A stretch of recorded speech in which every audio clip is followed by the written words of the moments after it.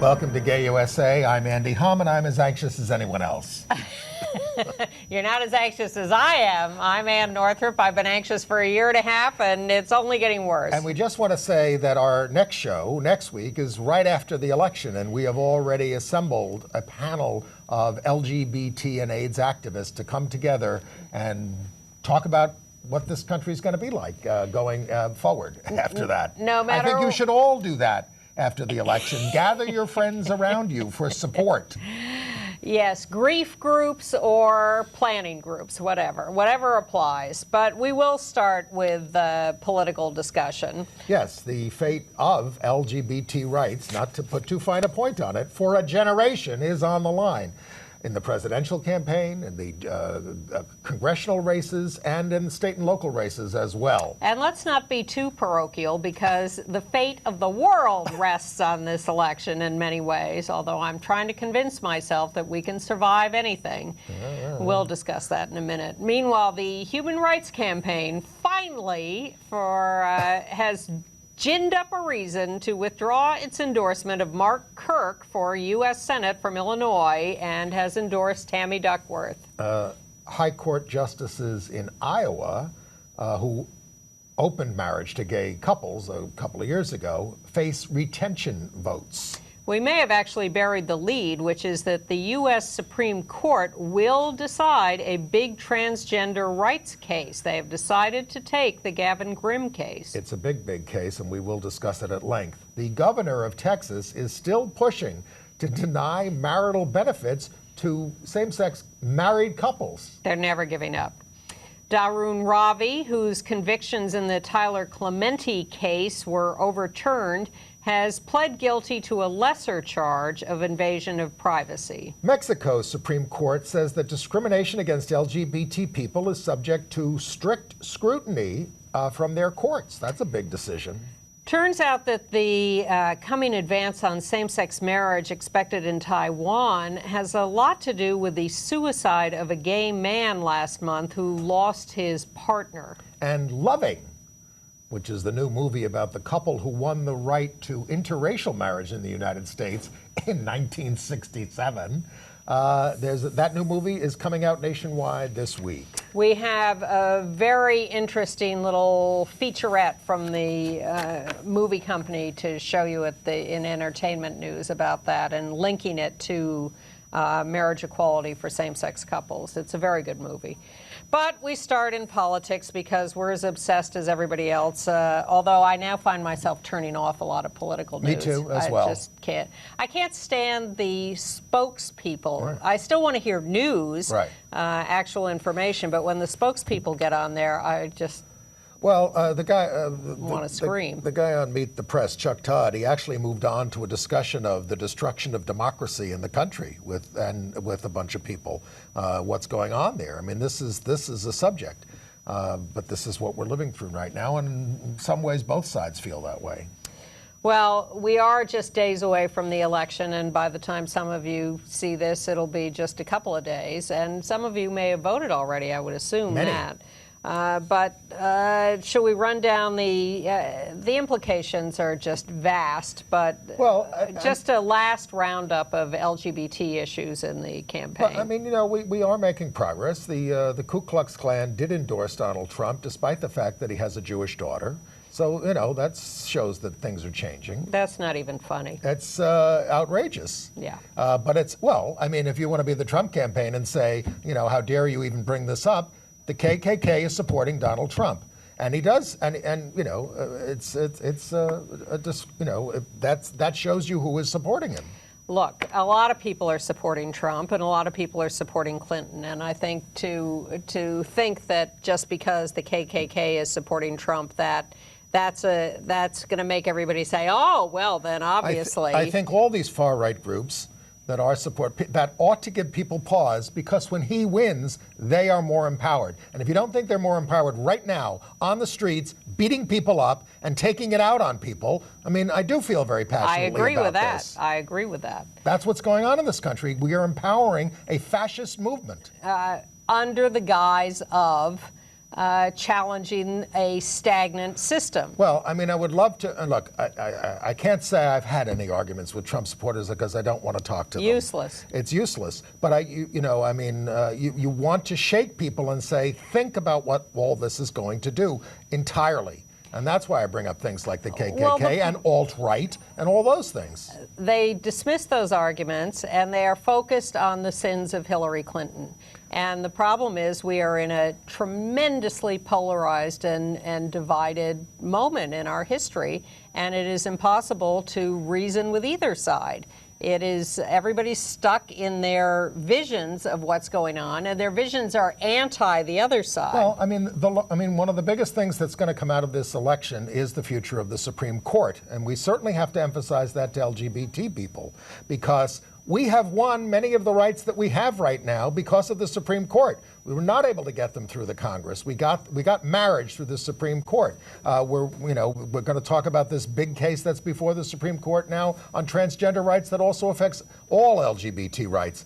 I mean, and Trump has promised to vote to appoint judges who are dedicated to allowing the states to ban same-sex marriage again. They can do that very easily with a couple of more justices. To judges that will overturn Roe v. Wade, end the right to abortion in this country. That can be done. And he himself has promised to wipe out every executive order that Obama has issued, many of which are supportive of and establish new LGBT rights. In Mike Pence, he has the most anti-LGBT vice presidential candidate in memory, and that's saying something. Well, there are many people who think that Trump is not going to last as president, that he will either get bored or frustrated and resign, or will be impeached or whatever, and that fulfills the dream of the right wing, which is really to put Mike Pence in power. Sure, that's what the Koch brothers want. And people like Senator Burr, the Republican of North Carolina, vowed this week to block any Hillary Clinton appointment to the Supreme Court for 4 years. Now, that's why the Senate is so important, winning back the Senate. Even if Hillary Clinton wins, and, she's still, it's very, very close, but without the Senate, what can you do? Exactly, although ironically we're in better shape at the moment with the 8 members of the court than the 9th, because what we lost was Scalia. Yes. So we're, not that we want Trump to gain power and put another conservative on the court, but right now and it's not just about being warning you about Trump, but Hillary Clinton is on the other side of every single one of the issues that we just spoke about.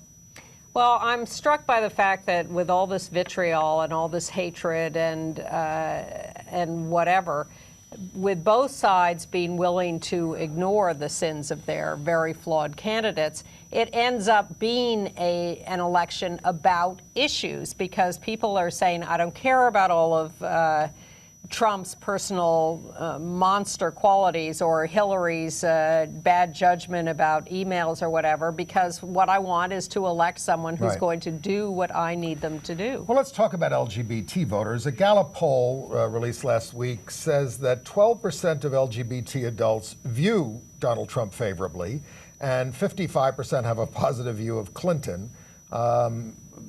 21% of older LGBT people gave Trump a favorable ruling. Well, Trump continues to claim that he is pro-LGBT, even as he refuses to answer questionnaires from LGBT we got a picture groups, of him. Refuses to support the Equality Act, doesn't have any visible LGBT people in his campaign. There he is on stage in Greeley, Colorado. Not the most progressive spot. Well, I'm misrepresenting that. Take that picture off. Enough of that, because it's a fraud.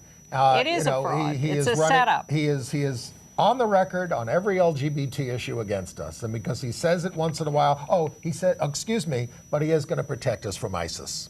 No, he isn't. Well, no, but he isn't. No, of course, but that's what he keeps saying. Again, the liar. He's done business with all those countries. Yes. He's the one who claims Hillary is a monster for accepting Clinton Foundation donations from those countries. He does business with all those countries. Exactly. He's done a lot more with them than she ever has, or her husband ever has. We're going to become a Soviet republic if this guy wins. All right. Hillary Clinton published a comprehensive anti-bullying plan last week, which of course is weighted towards LGBT students. And the Trump, some of the Trump people are worried about Evan McMullin in Utah. And he's the independent candidate, Mormon candidate, and he's got, he does fairly well on the polls. And so one of the Trump supporters, William Johnson, did a robocall saying that McMullin is for open borders, amnesty, and has two mommies. His mother is a lesbian married to another woman. Evan's okay with that. And he supports the Supreme Court ruling on marriage, which he doesn't actually, which is pretty horrifying considering, he has a lesbian mother. Yes. But anyway.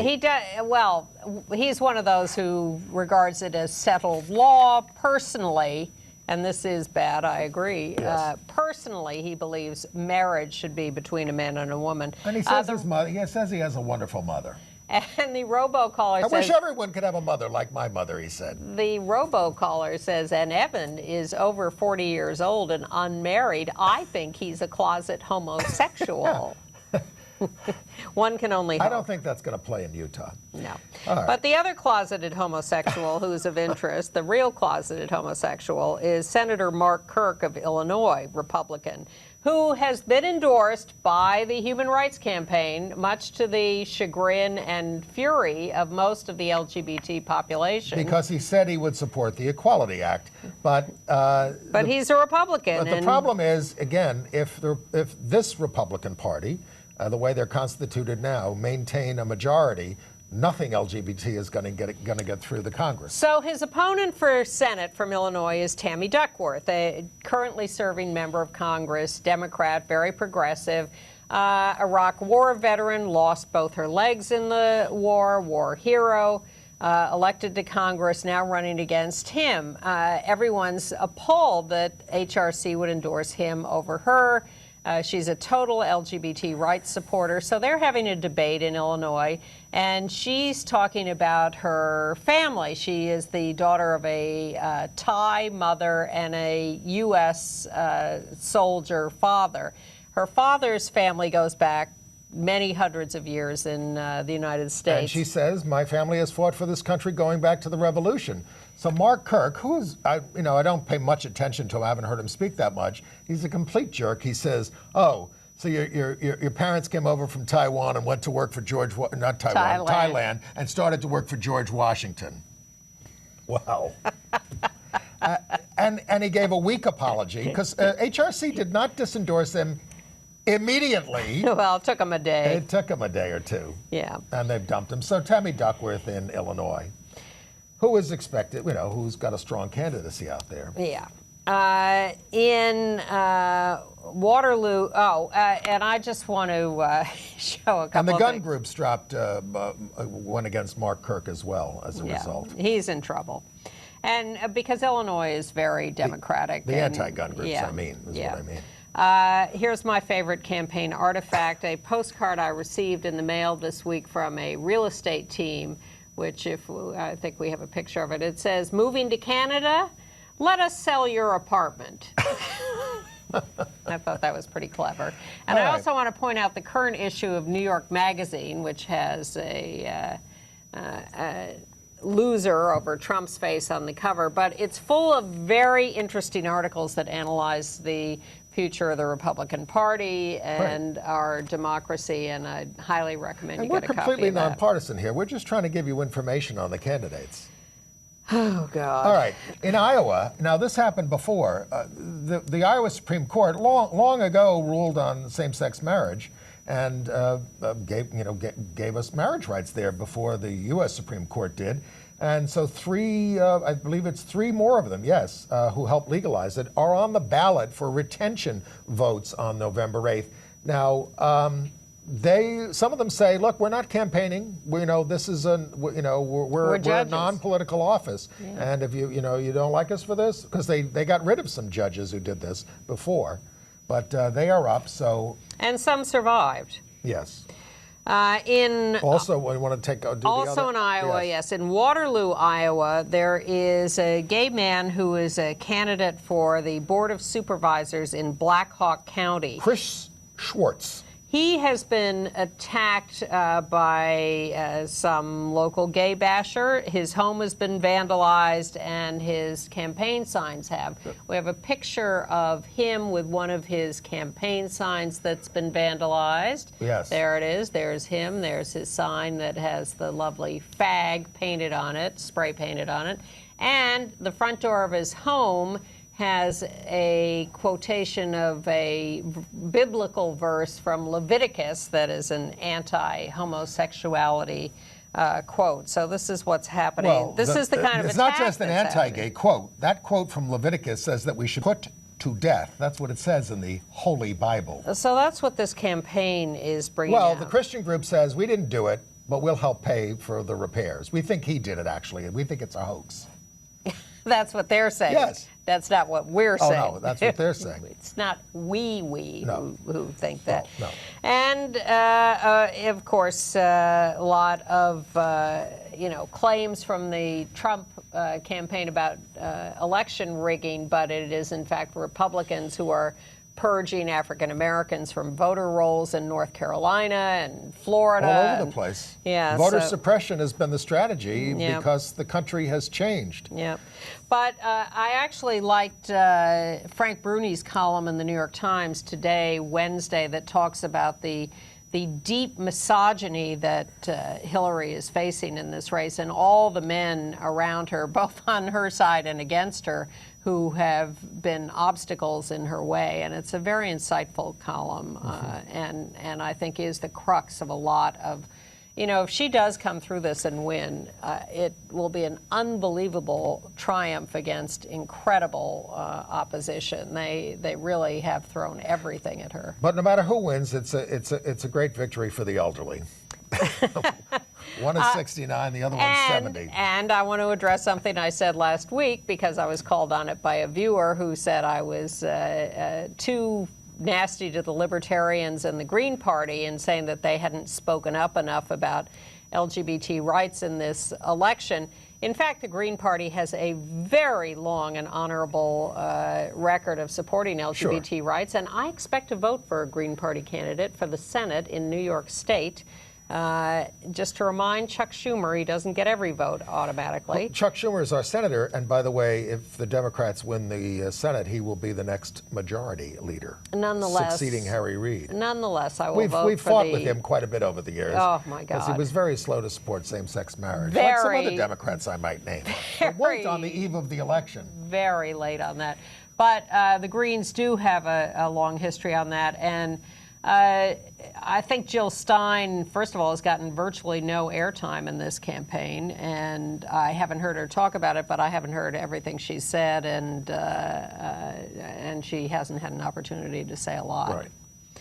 Right. In San Francisco, well, in California, they're having this big referendum on drug prices, Proposition 61 to rein them in. And two of the gay clubs out there, are opposing this. Even it's supported by the AIDS Healthcare Foundation, which is rather controversial itself. But anyway, it turned out that they both got $5,000 checks from the pharmaceutical companies. But they say, no, that didn't influence our position. And just in case you thought you had heard the last of the anti-trans bathroom campaigns, in North Carolina, the Democratic candidate for Governor Roy Cooper, currently Attorney General of North Carolina, was running a tight race against the incumbent Pat McCrory, who is famous for signing the bill to force transgender people to use bathrooms according to their birth gender. Or sex, as opposed to the gender in which they live their daily lives.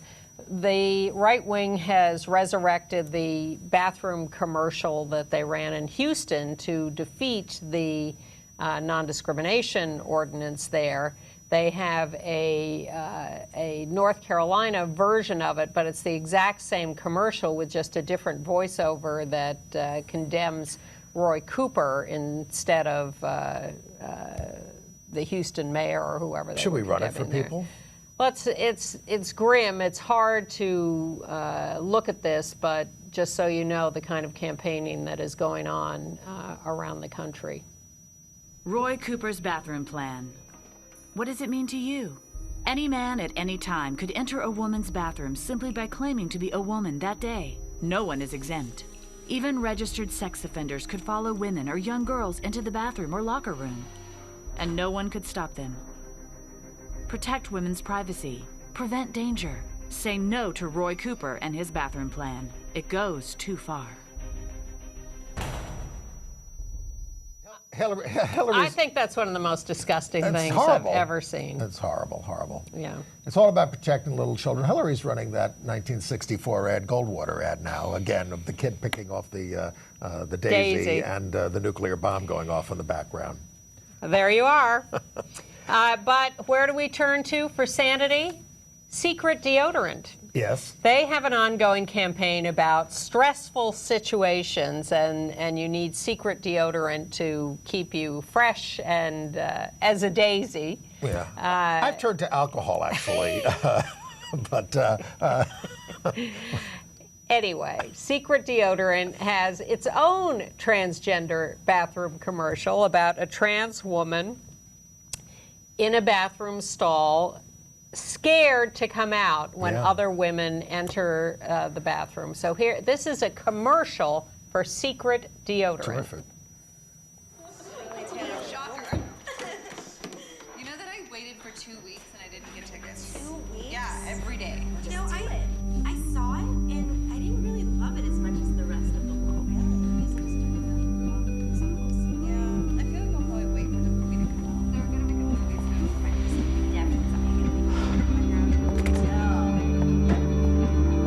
Great dress. It's really cute. Secret, stress tested for women. Terrific. Fantastic. Times have And changed. a lot more sanity than we're used to seeing in this campaign. Speaking of which, this leads us into the fact that the Supreme Court of the United States has taken the Gavin Grimm case. Gavin Grimm is a transgender boy in Gloucester County in Virginia, and he has not been allowed to use the boys' room for a long time, even though he won a case at the Fourth Circuit. Well, he That's been was appealed. allowed to originally, and then parents and I guess some students complained at the school, and so he was told he couldn't. And he's explained. He lost at the first court case, but then he won on appeal. And this is taking so damn long, I think Gavin is going to graduate before this is settled. And they may even try to say it's moot by the time he graduates. He's now a senior. But here's the problem for him. I mean, yeah, they say you can use this single-serve faculty restroom. You have to go there, which is not always near to where he is in the school. Yeah. But he says, what about when I'm at like a game, for the team, cheering them on, there's no place for me to go because the school is locked up and I can't go to the faculty restroom. And the whole thing It's is humiliating. He is a young man who wants to be treated like any other young man and wants to fit in. And to be singled out and isolated and stigmatized is not necessary and not appropriate. And he was backed up by his principal in the beginning, and most of the kids as well. But this is a very, very, very significant case now that's going before the Supreme Court. Well, that they've decided to he hear. won at the Fourth Circuit. The right wing would not let it go. They appealed it to the Supreme Court, and they asked the Supreme Court, first of all, to put a stay on the Fourth Circuit pro-Gavin ruling, so he still couldn't use the boys' room while they waited. And Justice Breyer agreed to this. Well, because he thought they would get it to the Supreme Court faster, I think. But the Supreme Court has now announced that it will take the case this term. That means it'll probably be argued in the beginning of next year with a decision by the end of the term next year, which is in June, which will be when or after he's graduated. Now, he's backed up by the ACLU and the Obama administration on this, and a lot of it is based on the Obama administration's guidance on how to handle transgender students in schools. That's one of the main disputes here. And the right wing says, we not only want to get rid of this guidance, we want to say that they do not have the right to interpret things like this in their guidances, to say it, et cetera. Because the Fourth Circuit Court of Appeals decision was a little technical, and what it said was, we're not going to decide whether inherently Gavin or transgender people have a right to use the bathroom of their choice or their current gender identity. What we're going to say is that the federal government's Department of Education has a right to interpret the Title IX of the 1972 Education Act that says no discrimination on the basis of sex as including gender identity. And if we're not sure whether we agree with that, but the government, we're going to say that the government has a right to deference on its own interpretation. Now, this is what's called an Auer defense, A-U-E-R, based on a previous case where they did say that the government has the right to do this, to interpret its own regulations for the purposes of things. Now, essentially, that is not going to be on the table? Part of it is. It is the whole Auer decision is not on the table, but because the right wing wants that overturned. The whole thing. But they're going to decide whether, in this case, the government has the right to that interpretation. And they're also going to look at things like equal protection and the 14th Amendment. And when it but they have a choice of decisions. They can make a very narrow decision that is just about whether or not the government is entitled to make this decision, or they can go broader and decide whether the 14th Amendment protects transgender people and gender identity non-discrimination in general. Yes, and some of these protections that we have in terms of sex discrimination in cases like this come from a decision by Justice Scalia, in the past, where he has said that sexual harassment against a man, for instance, was covered under sex discrimination, which was not necessarily what was envisioned when they passed the law. Because I think it was same-sex harassment, yes. And there was a dispute over whether that was covered by sex discrimination Thank you, laws. Justice Scalia. I take back everything I've said about him. How often do we say that? Yeah. Well, so the Supreme Court, do we want to move on? Sure. The Supreme Court's also going to decide whether the government can deport people who are not U.S. citizens if they're convicted in certain states of sexually abusing a minor. This is a heterosexual case in which a guy who was 20 had sex with his 16-year-old girlfriend. But California law criminalizes consensual sex with anyone under 18 if the age difference is more than 3 years. But that's not true in all states. And so what they're saying is it's not a federal standard, and that's what they're trying to overcome. Okay. The National Security Advisor, Susan Rice, announced last week a new rule for the United States U.S. aid organization. Contractors for USAID cannot discriminate against LGBT people in provision of services. It does not cover employment, but it covers provision of services. But this is really potentially important because a lot of the USAID contractors are religious organizations providing services, for instance, to people with AIDS in Africa. Mm-hmm. And that's always been controversial from our point of view because those contractors have so many rules about not providing contraception to sex workers or not fighting AIDS. They do have some very strict rules. So this is the fact that they cannot discriminate against LGBT people in provision of services when they don't want to provide, say, condoms to men having sex with men. Here's what I have big. to say. Yeah. Because every contractor in New York City signs something that says they don't discriminate on these bases. Yeah. And these groups are out there campaigning against gay rights. I agree. Enforcement is the... I'm sure Donald Trump will fix all that. Yeah. Happy to see that there was an LGBT rally for D.C. statehood in the middle of this election. Yep. They want to liberate liberal D.C. residents from rule by a conservative Congress. Please. That's always been a huge battle. The National Center for Transgender Equality is now backing which backed the housing-only bill in Pennsylvania that got employment added to it and then got killed. now is backtracking on incrementalism.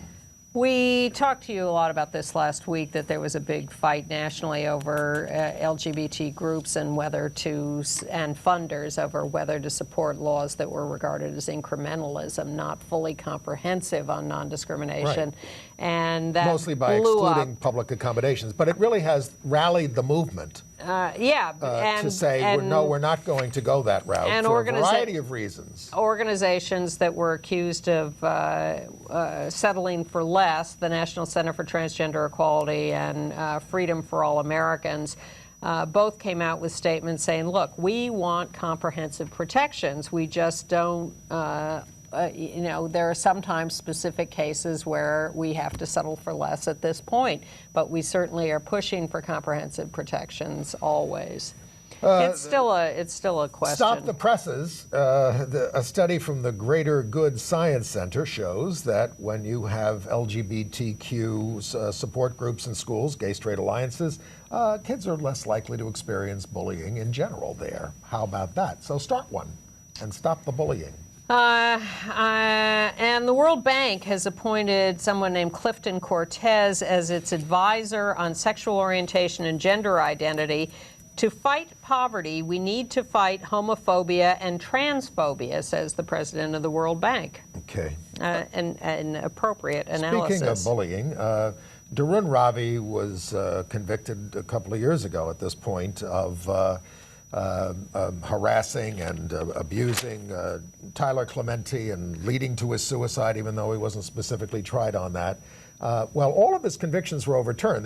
We said here that they overcharged him. Definitely. And they did. So what he did now was, rather than retry him on all those charges, he has pled guilty to a lesser charge of invasion of privacy. And attempted invasion of privacy. And that's it. Yeah. Yeah. So Texas? that's done. I was going to wander into the realm of stories of violence. Okay.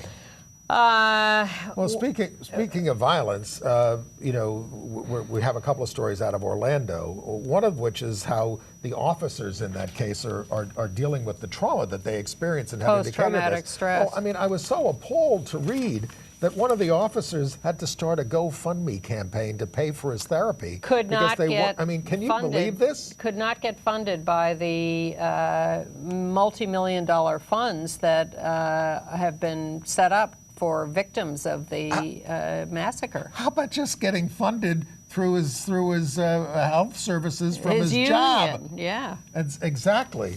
I mean, what a country this is. Yeah.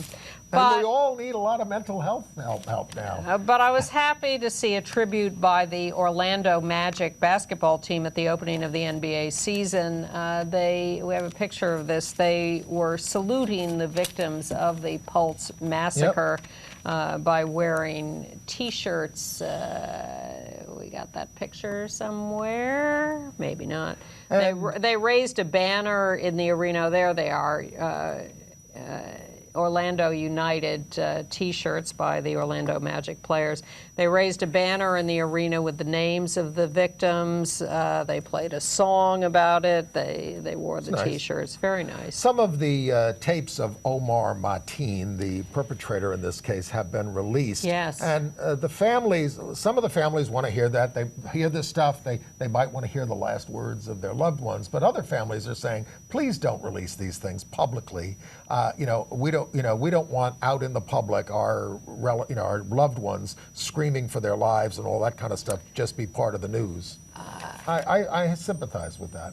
Well, I sympathize certainly, but some people want as much information as possible and they want the details. But I'm talking about public, play it on the news, that kind of stuff. If individual families want to hear it, because they do want to hear it, I would say that's okay. But I don't see how it's in the public interest to.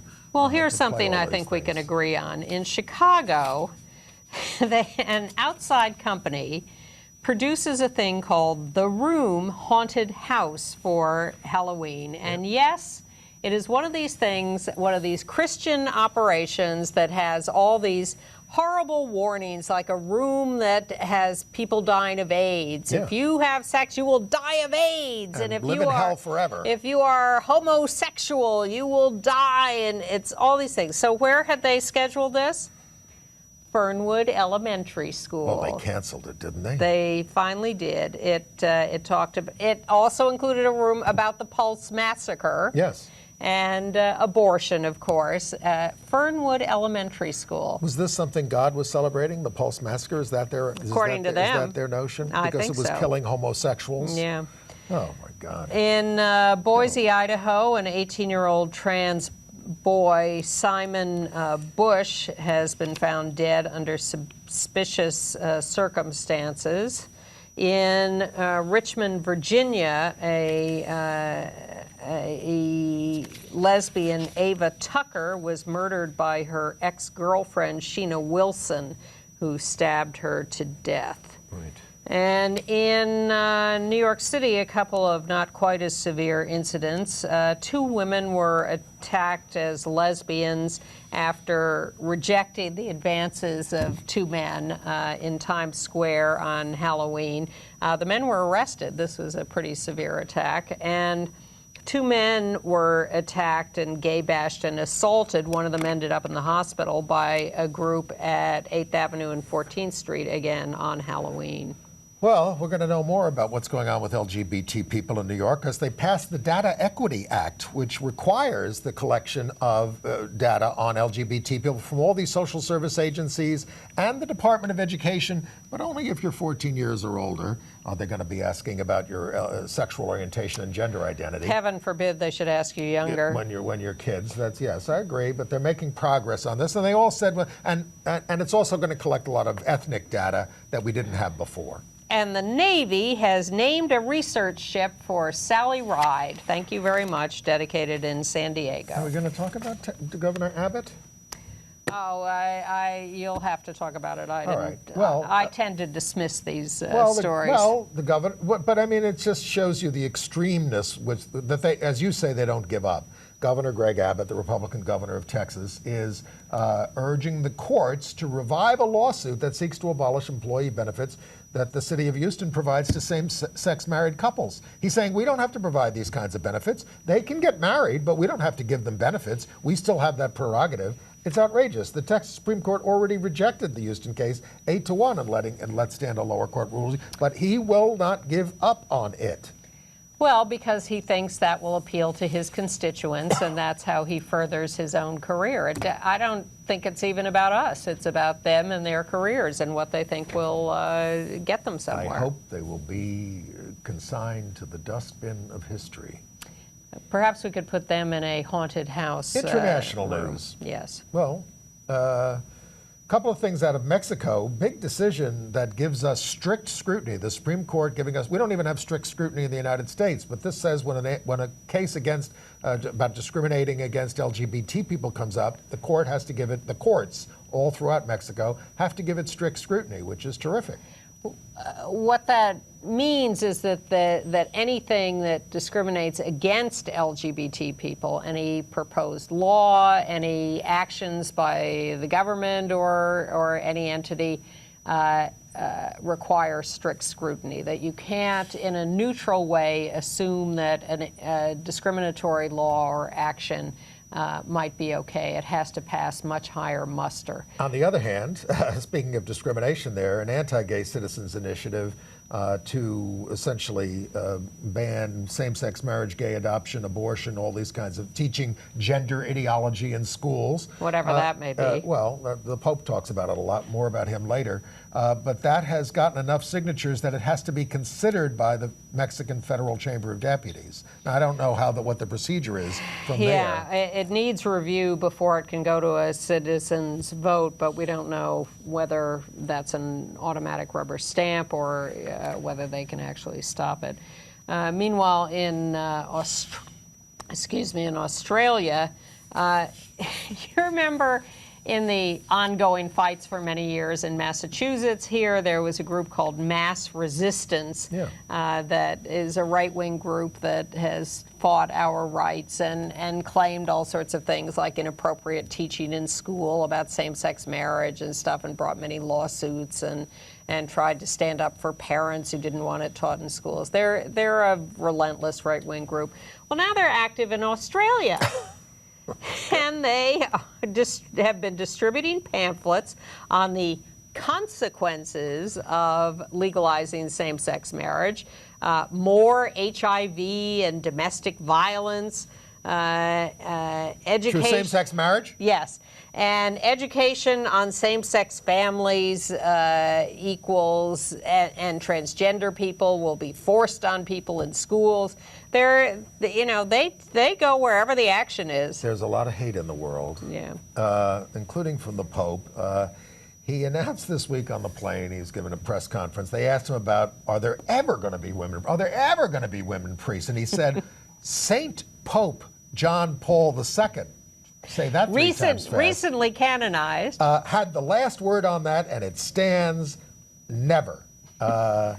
We're never going to have that. Well, it's time for Catholics to stand up and demand women leadership in the church. Would save you a lot of trouble.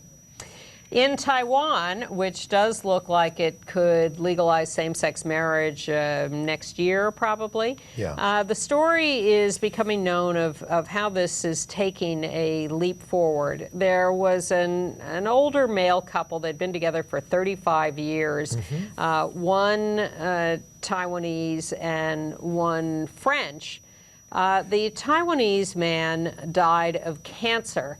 And his French partner was not allowed to be involved in any of his end-of-life care decisions. Not allowed to inherit. Didn't inherit automatically in terms of keeping their home. No and right to everything. their property. Well, unless it was done by a will. And he ended up committing suicide.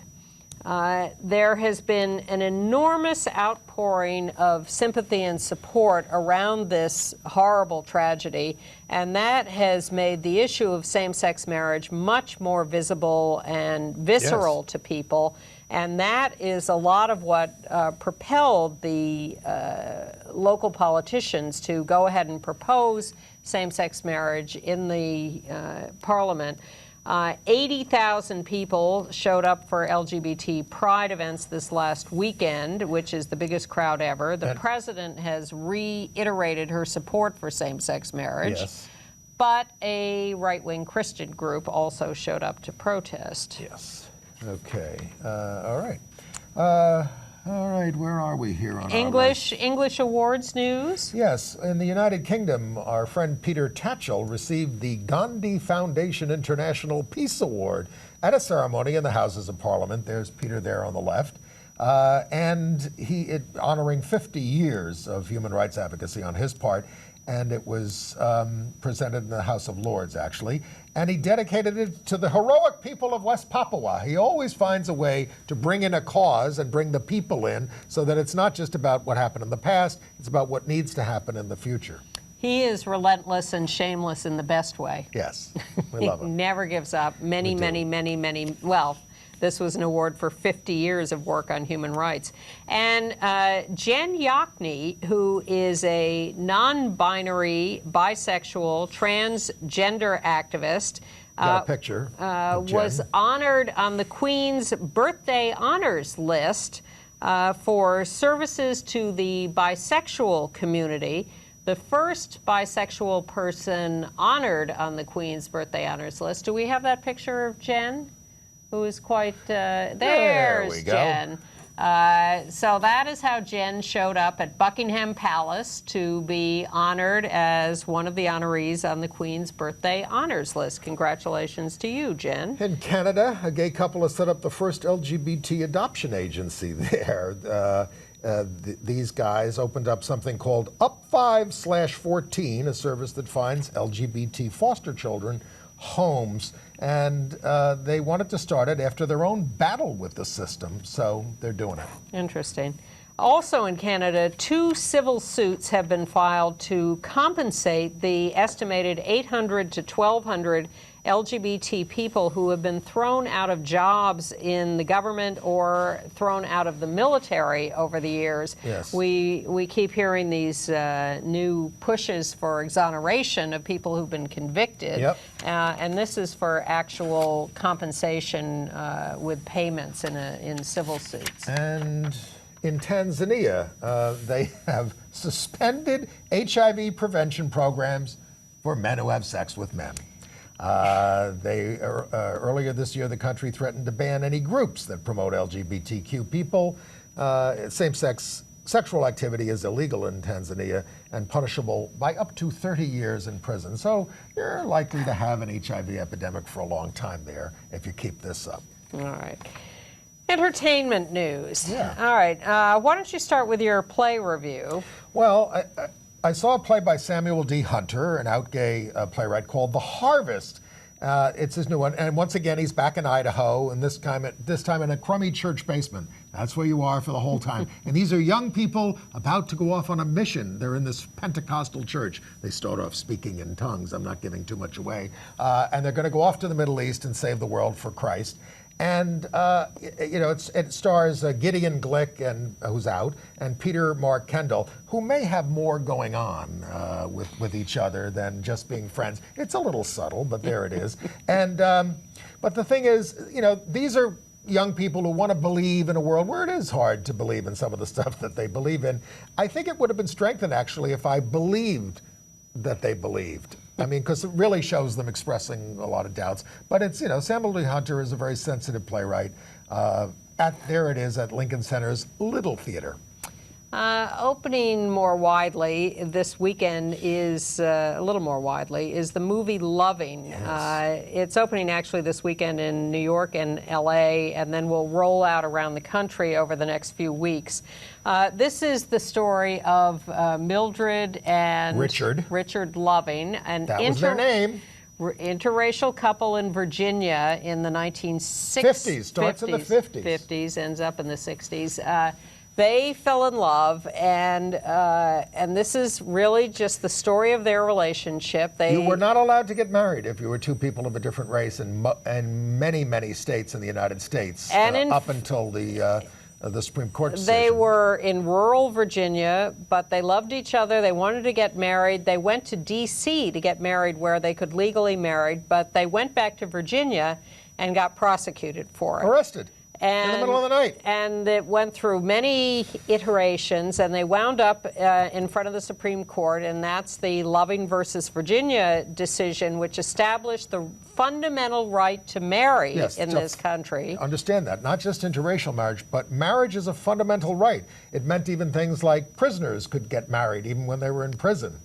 And eventually, homosexuals could get married in this country. Homosexuals, as the right wing points out, have always been allowed to marry in this country, just not each other if they were of the same sex. God. This laid the groundwork, however, for same-sex marriage. It did. There's a featurette that the movie company has made, 3 minutes long, that shows you a lot of the movie and explains some of these connections.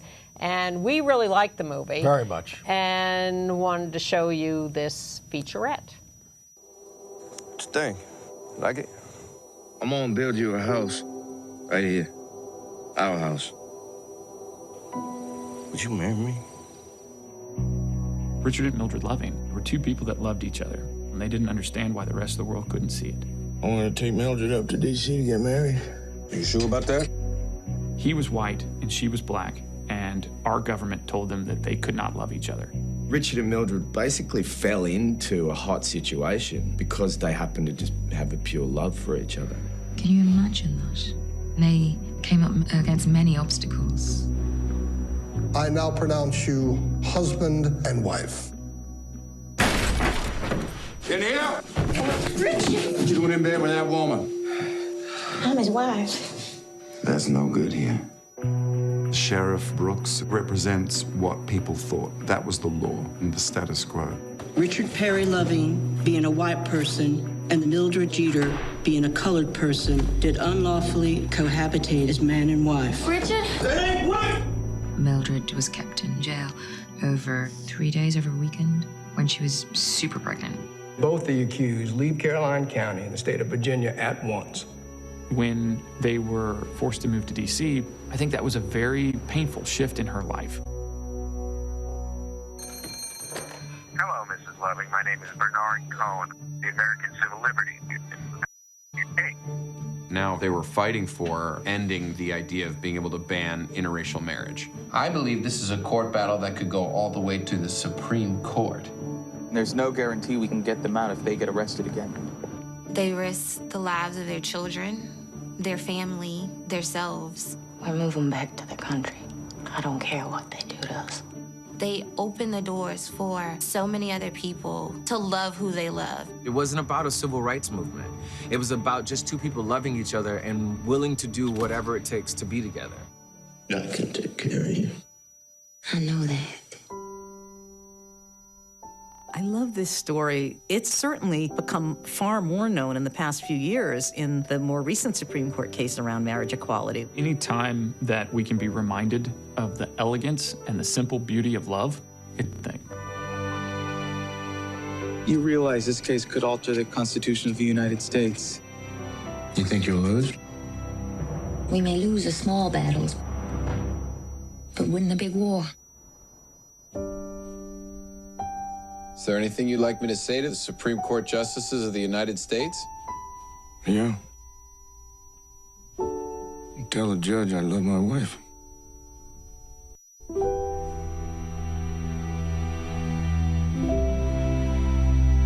Terrific performances all the way around, made me cry. Can't go that far, but I enjoyed and admired the movie, and have no hesitation in I'm a recommending sentimental old fool. Yeah, well, I can be too, but not quite that much.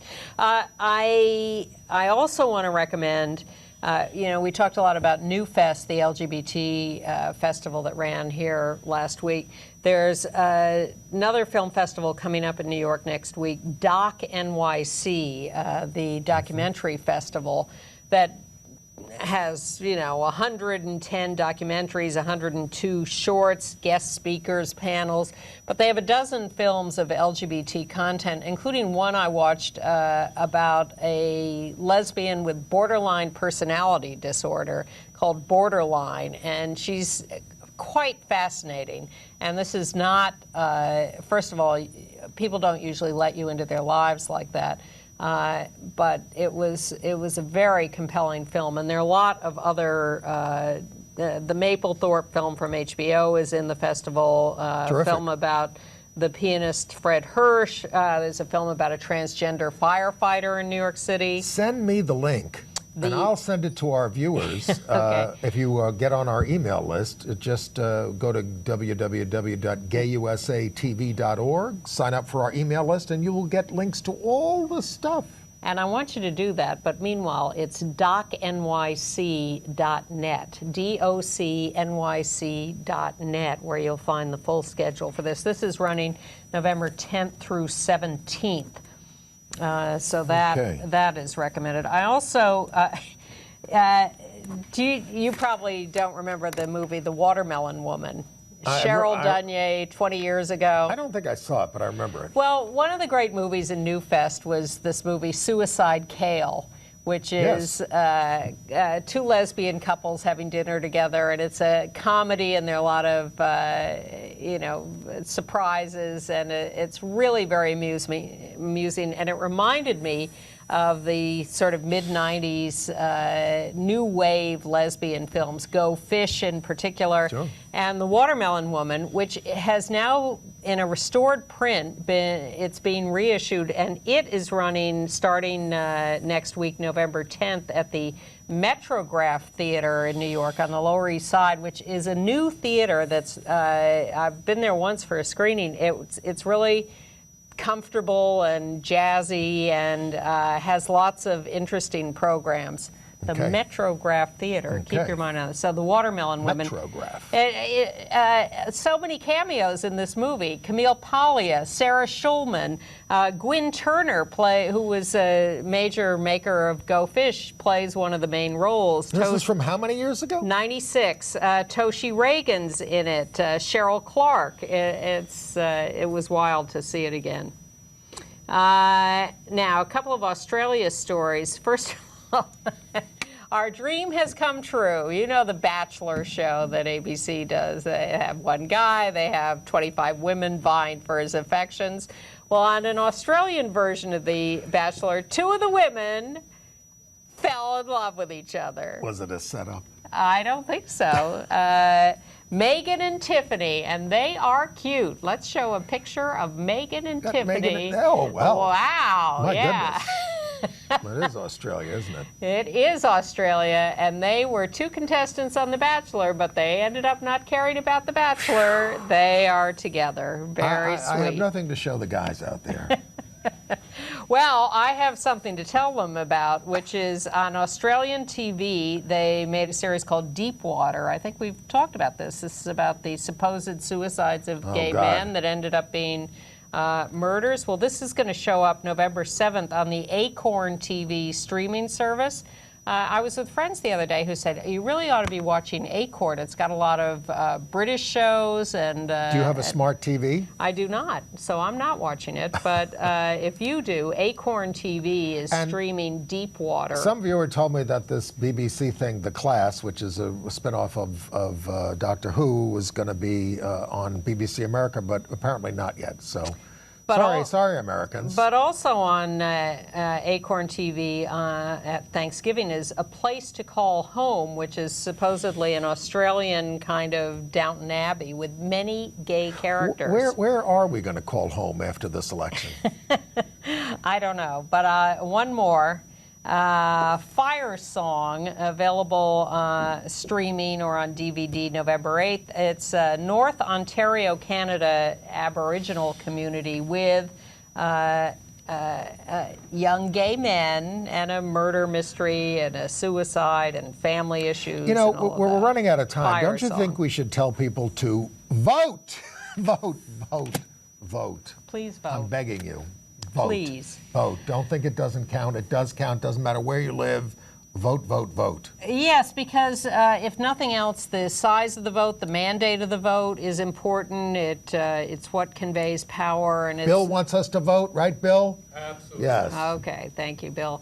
Wherever you are in the United States of America, assuming you're there, or if you're outside the United States but sending in an absentee ballot or whatever, please vote. It counts. And if we can still speak, we will be back next week with a panel of LGBT and AIDS activists to discuss the future of our country. And it's not just the presidential race that counts. It is the everything down Senate ballot. Race. Governors, state legislatures, city councils. God, state legislatures. Everything, so important. Everything counts because it's all interconnected and it all affects our lives every single day. So please vote. We'll see you next week. Bye-bye. We hope.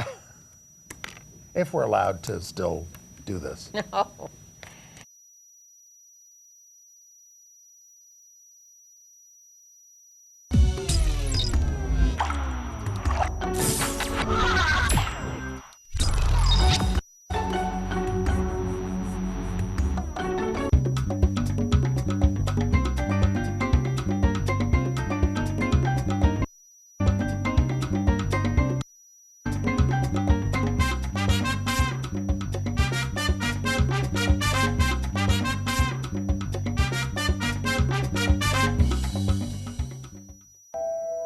Punto de vista is very important for me.